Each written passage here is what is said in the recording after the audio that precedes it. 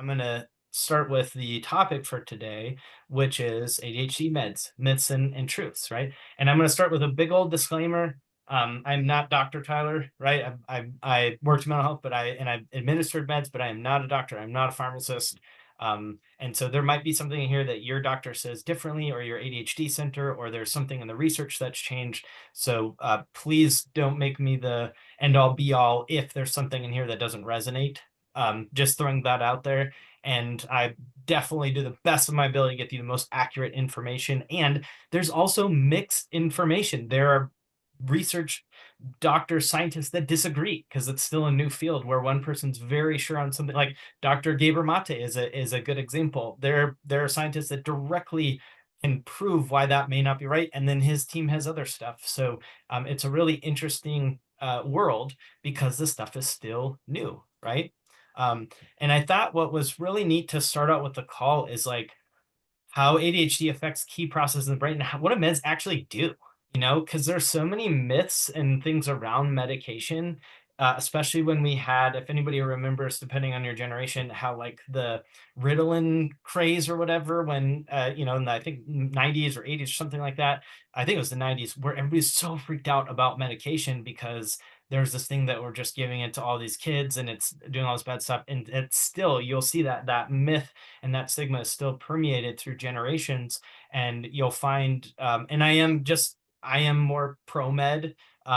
It's been extremely helpful for me. I've met with a lot of ADHD centers and doctors and things like that. But I'm also in support if you don't want to do meds. I think it's a personal choice. If you try it, you don't like it, or you don't want to try it, you don't have to. And we'll have a call on natural stuff. But just I do find them very helpful. I'm not your anti-med type person, because I have experience and I've seen what it does for people and clients, right? I've done over 10,000 one-on-one calls, coaching calls at this point in the last 8 years. And seeing people where it's like debilitating and then they take medication and how much better it gets if they're on the right one. So I'm definitely for meds if that's the right choice for you, and in support if it's not, right? So what I thought was just really interesting is like what do meds do, right? Like how do they work? And so one of the big things is just understanding the brain. And so really like our neurons, that's our brain cells, our neurons have to pass information along to each other. And that process is called neurotransmission, right? And I'm about to give you a visual because I want you to and I know that's helpful. And so let me just do a screen share real quick, right? So our neurons, right? They send messages, a synapse, right? So these messages, they cross a synapse to receive the neuron, right? And these are the neurotransmitters, these little things. And then this is the reuptake. This is the thing that the receptor, and then it goes into the receptor gives it to the reuptake transporter, right? So this is what's happening. This is like our neurotransmitters: dopamine, norepinephrine, serotonin, right? And so with ADHD, the neuron, there's multiple ways that the process gets disrupted. And this is what meds do. So the sending neuron might not release enough neurotransmitters, right, for what we need to do. Or the neurotransmitter might have trouble activating the like being received, essentially. Like there's enough produced, but we can't receive it. Or the sending neuron might suck the neurotransmitter back up before the good connection's made, so they don't even get it. Right. So that's what can happen. It's in these neurotransmitters. So it's not always like we have like a misregulation sometimes of neurotransmitters. We might have enough dopamine, but it's not being received. The receptor is not receiving it. Right. And so that's how ADHD meds work. If you see, it enhances the release of neurotransmitters, and then it stimulates the receptor so they can grab more, they can receive more, and it slows down the reuptake so the neurotransmitters have more time to activate. Right. So it's helping the process. This is what medication does. And so this is why it's helpful. It's not just like this weird toxic thing you put in your body. There's all kinds of myths out there, but this is what it does. Now, and what's really interesting, if you've learned about this, is people who do not have ADHD, when they take stimulants, because there's two types, and I'll talk about that in a second. When they take stimulants and they don't have ADHD, it's like speed, it's too much, right? Because they don't have this issue with the neurotransmitters. So they take stimulants and they already are receiving and processing. So it's way too much dopamine and it feels like speed. Whereas if you have ADHD and you take the right medication, it's actually helping you regulate, and we can actually feel calm because we're actually absorbing the right amount of dopamine, the right amount of serotonin. So if you ever heard about how, oh, it's like speed. Well, yeah, they don't have ADHD. Like, don't take stimulants if you don't have ADHD because you don't have this issue. So if it's not broken, don't fix it, right? So I just thought that was really interesting to show, and that's part of why, oh, it's addicting. Oh, it's this. Oh, it's like speed. It's not this good thing. Well, if you have the right medication and you don't have any other medical stuff going on where it is safe for you to take it, it can be very, very helpful. So I thought that was just really cool to see. And there's certain types of medication that help with that, right? Depending on what your issue is. So the next one I want to show you, let's see here, because we have two types of medication for ADHD. We have our stimulants and then we have our non-stimulants, right? So our stimulants increase generally both dopamine and noradrenaline.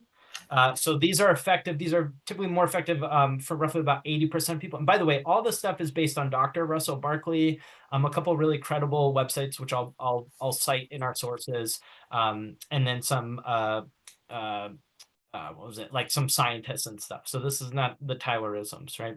And then our ADHD center we had come talk, and then non-stimulants. So those don't increase dopamine; they increase noradrenaline. So they're less effective. Let me see, they're effective for a smaller percentage of people. Stimulants, there's really nothing that beats stimulants in like the amount of people that it's effective for. And they've shown that over and over again, but non-stimulants can be very helpful. And then if you have a ADHD medication, sometimes they can do different things. So some of them will focus more on the dopamine. Some of them will focus more on the like the serotonin or the noradrenaline, right? So that's why trying different ones can be helpful. And if you take medication and your dose is too high, right? If it's too high, that's when you feel irritable, kind of too energetic, wired. You might feel numb. You don't feel like yourself. You feel rigid in your thoughts, or it might not be the right medication for you. So the ADHD center that I go to in Greenville, that I drive to a different state because they're the best in the South, they're incredible. They said on average people try 4 different medications. So if this is something you're pursuing, what happens a lot of times is that people go to their primary care doctor, and their primary care doctor says, okay, well, let's try Adderall or let's try Ritalin. And then you try it and they say, and you don't like the side effects or it doesn't feel good. And they're like, well, maybe it's not for you. They're kind of risky anyways, right? Because there's just not a lot of new training. That's the old training that they had. They're not showing the research. And the other thing, this is really interesting. I tried multiple medications. They first put me on a kid's dose because I'm so sensitive to stuff, right? For the medication I was on, they were like kids' chewables, same exact dose, right? And then I was able to move up to the adult version because they didn't have 10 milligrams. They didn't have 5 milligrams in adults. I had to have the children's chewable because I'm a sensitive guy, right? So when we finally worked up to it, I went to the adult version and I got panic attacks. And what we found out is because the manufacturer of the filler in the other one was what I was reacting to, not even the medication. Isn't that wild? So exact same dose of the stimulant, but a different carrier, and that gave me anxiety or panic attacks. And it turned out to be the filler. So we switched to a different manufacturer of the filler, and then I was great. And it was perfect. So this is why I always recommend going to someone with experience with these that understands them. If you can go to ADHD center, if you've gone to a primary care doctor and you tried one med and it didn't work and you didn't like how you felt and you thought, oh, it's not for me. On average, people try at least 4. People try at least 4 ADHD stimulants before they find the right one. Some people find it the first time, but if you don't feel good, then it might not be the right one for you, or it might be too high of a dose, or it might be too low, right? So if it's too high, you're going to feel irritable. You might not feel like yourself. You might feel numb, right? But sometimes our body takes a little bit to get used to it. If your dose is too low, it doesn't last that long. You might have poor concentration, focus, impulse control. You might feel a little bit more. You might feel a little bit worse if it's too low. All right, you might just be a little bit more fatigued. It might not be great. If the dose is just right, you should feel focused, right? More flexible, clear in your thoughts. And so what I would say with this is, like, if the dose is right, and I always describe it like putting on prescription glasses. It's something that you want to take because it helps you. You want to take it. And the comment that I get a lot, or I hear a lot, is like, well, if I do get on meds, now I'm worried I'm going to be dependent on them, right? Like, I'm going to be dependent. I'm going to have to use them because they're going to help me, and I don't want to be off them. And a really good analogy my ADHD coach told me is like they are like glasses, right? So if you put on glasses and it helps you see better, like, and then what, you don't want to wear them on the weekends because like, well, I don't want to be dependent on glasses. Well, if it helps you see better, you still have a choice to take them or not. And versus like, man, I don't want to be dependent on this like pill, to feel better. It's like, well, do you want to be dependent on glasses, right? If it helps you see better and it helps you, then why not, right? And that's a personal decision. But that's a really good way to look at meds and not like worry about if you're dependent on them or not. Um, so they can be helpful for a lot of people. There are people sometimes that will get on them and like literally cry because it feels easier, right? There are some people that get on them and they try 4 types and it doesn't work. There are other people where meds are not a good fit, which is going to be a much smaller percentage. Maybe you've got something medical for some reason that doesn't fit. There are some people who have like bipolar or might have schizophrenia, and the stimulant can trigger some symptoms, right? There are also people with bipolar and ADHD who are on ADHD meds, and it's really helpful. So again, this is not everyone, but for the majority of people, about 80%, it can be very helpful. And so that's a decision with you and your doctor on that. Um, and so the other thing with medication is, remember, most of the stimulants only last 3 to 4 hours. And so if you don't like how it feels after 3 to 4 hours, it wears off and you never have to take it again. So there are a lot of people who are afraid of medication, but again, take it once. Even if you get a panic attack or it feels horrible, it's done in 3 to 4 hours, right? You can also just take it during the week and not on the weekends if you're doing the fast acting one. You could take it every other day. You could only take it when you need to study. The thing with ADHD meds is, and I'm kind of addressing a lot of the myths without blatantly saying it so I can get a lot of information in. So tell me if this is too fast. I just want to give you all the stuff that I get from people. But again, you can just take it when you need or not. There's a lot more flexibility to it. And it's not, because it wears off, it's not like an SSRI that has to build up in your system. It's something that you can stop, and the withdrawals might feel more similar to like a caffeine withdrawal if you have them. So you can start them, you can get off of them if you want. And yeah, it's up to you, right? And some people, and this Dr. Russell Barkley talks about this, some people can take ADHD meds, and because it helps guide the neural pathways, it can actually help regrow some of those areas that are a little bit weaker. Where some people get off ADHD meds and they'll still have some of the effects if they've been on it for a while, where their traits aren't as strong. So to actually help build some of the neural pathways.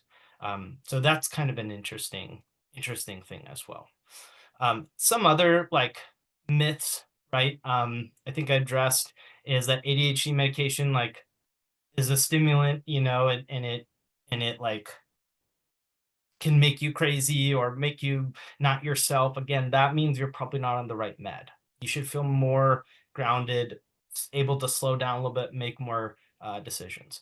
Has anybody heard like ADHD medications like addictive or like a gateway to drug use? Have you heard of that? So sometimes when you have a stimulant, if you're sensitive to caffeine, like there are sometimes things, the benefit of being on the medication outweighs getting off of it. And so there might be something that you take that's, CBD oil, right? That helps you sleep a little bit better, or you cut out coffee so you're not doing double caffeine. But I would talk to your doctor about that because they're going to more specifically know about the medication. Because again, everybody responds to stuff differently. And your doctor might say, okay, here's one in the same family. Let's try this other one that's similar to the one you're on. Like, let's try a Vikio that's a little bit different ratio of salts than Adderall, right? So this is where I really could have started out with this, like finding someone that you really trust that really knows medication at a deep level is going to be your best friend in this. So, and I'm going to refer to Dr. Sum. So what I'm doing right now, this is all the notes when I did a call like this for an hour with the ADHD center doctors in South Carolina that I love so much. So I just put all the notes. I just linked them in and we'll put them in the newsletter. There's slides on there too that you can click on. And then it also has like where to go to get evaluated and how to find an experienced like healthcare provider. So they have like directory from Attitude, which is like the ADHD magazine, Chad, which is like an incredible nonprofit. So those are places that you can find somebody. So if you go back to your doctor and say, hey, I'm having this issue with this med, and they say, well, that's just stimulants for you, like that would be a red flag to me, right? Whereas like, oh, let's try this, or so, and then also it's like, yeah, somebody put in there, are they extended release or are they short acting? Because if it has ER on the bottle, that could be extended release, so it lasts throughout the day. Whereas maybe if you're not on Yeah. this, there's a short acting one, so maybe the half-life will be a lot less. And so if you talk to your doctor, they might have one that's got if that med works great for you, except for that, they might have one that's a very similar ratio of the methamphetamine salts or whatever in there, where they have you try it. So that's where like if it doesn't feel like putting on glasses in the morning, you may want to like talk to them about, it should feel clear, right? You should feel clear. You should feel grounded. You shouldn't feel shaky. You shouldn't have really sweaty hands, right? Like, unless you've tried a multiple ones and you said, okay, really, this is how I react and this is the best one. But that's what I would say is, yeah, talk to the doctor. And then Josh had a question: is it time release? Maybe get yeah, or was it Jamie Bratcher said, if they're short acting, do some people need multiple doses per day? Yes. So if it's short acting, like I take this as a newer one that's kind of like, again, everybody's brain's different, right? So this is not the be all end all, but I take it, it's called a Vikio, and it's a different ratio of salts than Adderall, because Adderall, this one works a little bit more for emotion regulation for me. You might take this that gives you panic attacks, right? So everybody's biology is different. I want to make that really clear. That's why in the groups, if somebody says, oh, has anybody tried this medication? How did it work? It doesn't matter how it works for them. Like, it only matters how it works for your brain. It really does. I'm telling you, because this can give people panic attacks and this can help me sleep at night. And the another one could make me like feel numb, and it could be great for somebody else. So it's really depend on your biology. You can get genetic testing. They take your saliva. I did that as well. And then they say which ones might have more or less side effects. So again, that's why like no medication is going to be good for everybody, and having a provider that really understands is the best thing you can possibly do. I would say very few primary care doctors are going to have that knowledge. Some of them do, they go take the trainings, but because there's so much new training and it's not necessarily required, they're going to have outdated old school information. Like, some doctors are resistant or make it really hard to prescribe stimulants for someone that's like debilitating ADHD and have a prescription, and they're making them wait like 4 months. And that's like, go find a new doctor. Oh my gosh, which kind of leads me to like, is ADHD like addictive, right? Is it a gateway drug? So if you're using it as prescribed, the percentage that I actually get like addicted is so low. Dr. Russell Barkley says it's basically medically insignificant if you're doing it as prescribed, right? If you're abusing the medication and you're not taking the prescribed dose, that's different. If you don't have ADHD, that's different. If you have a substance abuse history where you literally will use anything you can get your hands on, then like one of my best friends went into a treatment for 2 years and is now like a substance abuse counselor. She will not do anything that's fast acting.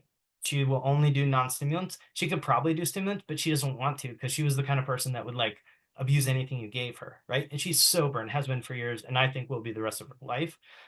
So again, it's such a small percentage where it's actually addictive. If you use it as prescribed, what they found, it actually decreases the chance that you will use substances, because a lot of people who use substances have ADHD, they're self-medicating, right? They're trying to calm their brain down with weed. I know somebody who does that, smokes weed all the time, like somebody in my life, because they're scared of ADHD medication, but they're high all the time. Some distant in my life, not super close. So they've actually found that people on ADHD medication using as prescribed are less likely to have substance issues, because they're not turning to stuff to self-medicate for their brain.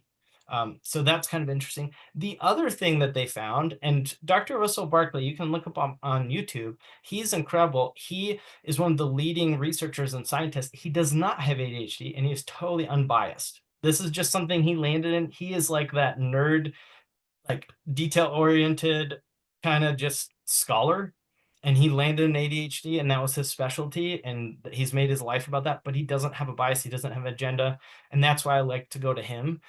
He's not paid by anybody, and he researches like peer-reviewed, credible studies, and he'll look at 30 of them. Because what you'll find is, especially on social media or whatever, there'll be this headline like ADHD, causes or more likely have dementia, way more risk, all this stuff. And of course, like you click on it because it's like, oh gosh. And then, but it's based on one study. And there's 23 more that show that that's not true. But in that thing, it says, well, studies show, at this university, this, and your risk of dementia is like 10x, and then we freak out and get anxiety, and it's really sad. It makes me really mad. So I go to him because he actually looks at all the studies, and one of the biggest things he looked at is that kids, this is another myth, that kids who go on ADHD medication, it's going to hurt their brain if they're on the right dose. What all these studies showed, and there's like over 20 of them, that kids who go on ADHD medication before the age of 18, it actually helps, as their brain's forming, create neural pathways where they're less likely to need stimulants as an adult. Isn't that wild? Like, and that's peer-reviewed, credible studies in a mass. And he will come in, he'll say stuff I don't like. That's how I know to trust him. I'm like, oh, I don't like that. Like, it's stuff that's not great. Like, there is no agenda here. So he's not pushing anything. He's not sponsored by anybody. He literally just looks at it. So there's such a stigma around medication. And like my best friend, like since second grade, finally got over the fear and went on ADHD medication. It's like crying because life is so much easier. So that's why I'm pro medication, because there's such a stigma. I'm outwardly pro of it to like compensate for the stigma, not because I want everyone to like take meds. It's because there's been so much opposition the other way that I want to kind of counteract it.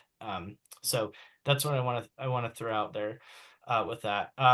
Another myth, ADHD medication is a crutch. You should just try harder. You don't need it. That's one that gets thrown around.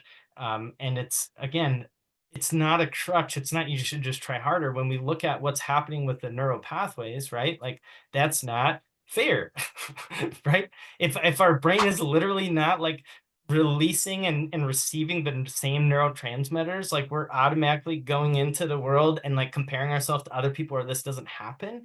And lack of dopamine is a happy chemical. It's the motivating, it's the executing on goals, it's prioritizing, it's organizing, it's regulating our emotions. And so if yours is debilitating and you're just kind of bumbling along without the same transmitters that somebody else has, and then you're beating yourself up, that's not fair. So either say, hey, I'm not going to take ADHD medication. I'm going to accept that my capacity is a little bit different, and I'm going to honor that and give myself compassion. Or I might look into this, and just try it. Because again, they wear off in 3 to 4 hours, and you never have to take it again. So you can always just try it. But saying you got to just suck it up and tough it out, I mean, you can totally do that. But I don't want to. Those are just some of the big myths. They're not highly addictive. A lot of times, sometimes we forget to take our meds. There's a joke with that. Also, like another myth, medication is not going to fix everything, right? You're also going to want an ADHD coach, or be on these calls, right? Or join our group program at ADHDtyler.com, or like get your own individual ADHD coach that's local that just helps you with that, or just learn about it, right? And get tools in place. So medication is going to be a huge help. But there's still ways that our brain is wired in our frontal lobe. So besides the neurotransmitters, we also have a difference in our frontal lobe, right? And how we execute on tasks and how we take in more data and we think faster. So medication is not going to change who you are. You're still going to have ADHD. You're going to have all that stuff. It's just going to give you like more help in like actually getting the neurotransmitters that are helpful for you. So yeah, it's effective for most, but not all. And then also the risks, right? So side effects. Let's talk about that. So first off, with ADHD, we're more likely to get in car wrecks. We're more likely to use substance abuse, legal issues, do impulse things. And so we are higher in risk for some things, just again, based on our choices, right? Because we have lower impulse control. We might not regulate our emotions the same. And so being on medication, if that's what you choose, or if you go a natural route, which we'll talk about, can help mitigate those other risks. So the side effects, if you balance them out, for almost everybody, it's worth it, right? So with the side effects, though, what can happen with meds and is like sometimes, right, there's a reason they check your heart, so it can increase your heart rate. If you have heart issues, or if for some reason your body doesn't respond well to it, then they want to watch that. It's not something I've had an issue with or talked to anybody who has. But if you do have already like really high heart rate or some issues with that, you just want to monitor it. I mean, the heart stuff was kind of the main one, but again, it's not a big thing. Sometimes you can have like anxiety. You can have um like restlessness or sleep issues, if sometimes, not all, right? You have a decreased appetite. Some people lose weight on it because you have a decrease in appetite. You can have, again, depending on the dose, you might have a little bit irritability or mood swings, headache, dry mouth. But again, this is not that common. And like I don't have any of those on my meds, but you could, right? So there are some side effects. So it just depends, right? So we're kind of weighing out when you're looking at ADHD meds. And again, if any of that happens, it wears off after 3 to 4 hours, and then you don't have to take it again if you don't want to. So really, like when you look at the risk versus the reward, and you'll see that on the notes from the ADHD Center, who also is in support of supplements, the reward for it is very, very high. The risks are very minimal, especially if you're working with a doctor and taking prescribed.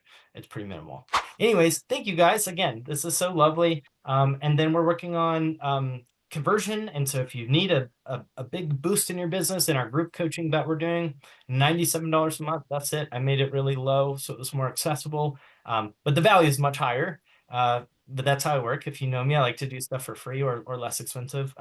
But we have group coaching, and this week we're talking about how to get one appointment a day. One appointment a day, because that's what I did when I was in production. And so we're going to talk about that this Thursday. So yeah, if you want to join, links in the chat or ADHDtyler.com, and it helps fund what we're doing here. It's why we can do this for free. So have a wonderful day. Shoot me a message if you have any questions. And yeah, thank you all for being here. Have a great one.